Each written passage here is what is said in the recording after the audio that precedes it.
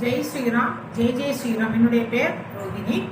இதிகாசங்களின்படி விஷ்ணுவின் 7வது அவதாரம் மற்றும் இச்வாகுல அயோத்தியின் அரசனான தசரதனின் 4 மகன்களில் மூத்தவன் ராமன்.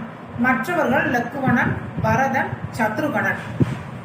ஏகபத்தினி விரதன், அகடிகளின் சாப விமோசனத்தை போக்கியவன், தந்தை சொல் தட்டாத ராமபிரானை உடன் சீதா பிராட்டியின் திருமண கோலத்தை ஊரே கண்டு மகிழ்ந்துகிட்டு இருந்த நிலையில தசரதன் அதை இரட்டிப்பாக்கணும் அப்படிங்கிற நிலையில ராமரை ஆட்சியில் அமர்த்தி மணிமுடி தரித்த அரசனாக காண விரும்பினான்.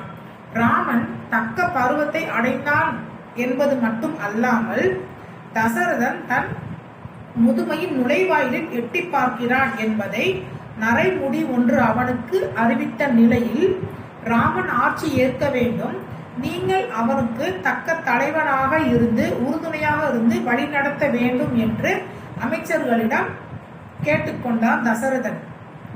இந்த நிலையில அமைச்சர்கள் எல்லாரும் ஆமோதித்தன.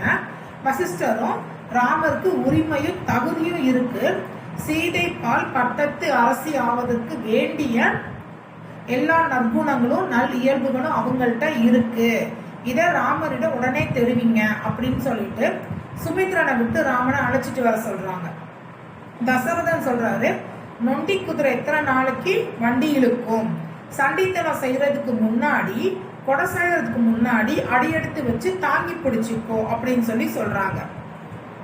ராமர் தான் தந்தை சொல் தட்டாத பிள்ளையாச்சே. விழாக்கவலம் பூண்டது. ஊரே வந்துட்டு உவகையில ஆழ்ந்த போது கூனியோட குறுகிய மனதுனால சின்ன வயசுல ராமர் வந்துட்டு உண்டி வில்லால் அவங்களுடைய முதுக குறிபார்த்து அடித்த பண்டைய நிகழ்ச்சியை மனசுல வச்சுக்கிட்டு கைகேயின் மனதுல கள்ளத்தை புகுத்துறாங்க. கரைப்பார் கரைத்தால் கல்லும் தேயும் தானே, அதுக்கு ஏத்த மாதிரி தசரதன் சூரனோட போர் செஞ்ச போது நீ தானே தேர் ஓட்டுன, வெற்றி வந்து உன்னாலதானே கிடைச்சிச்சு, நெத்திக்கு மேல தூக்கி வச்சு புகழ்ந்தாங்கல்ல, அதனால வரக்கேடு அப்படின்னு சொல்லிட்டு சொல்றாங்க. இத மனசுல வச்சுட்டு கைகேயும் தசரதர்கிட்ட என்ன சொல்றாங்க அப்படின்னா, எனக்கு 2 வர வேணும், ஒண்ணு வந்துட்டு என்னோட மகன் ஆட்சி புரியணும், இன்னொன்னு ராமர் காடு ஏக வேண்டும் என்கிறாங்க. எதுவுமே பேச முடியாத நிலையில இருந்த தசரதன்கிட்ட ஒண்ணு வரக்கூடு, இல்ல என்ன சாக விடு அப்படிங்கிறாங்க. எதுவுமே செய்ய முடியாத நிலையில இருந்த தசரதனை தாண்டி சுமித்ரனை அனுப்பி ராமரை வரம் கட்டளையிடுறாங்க கையை.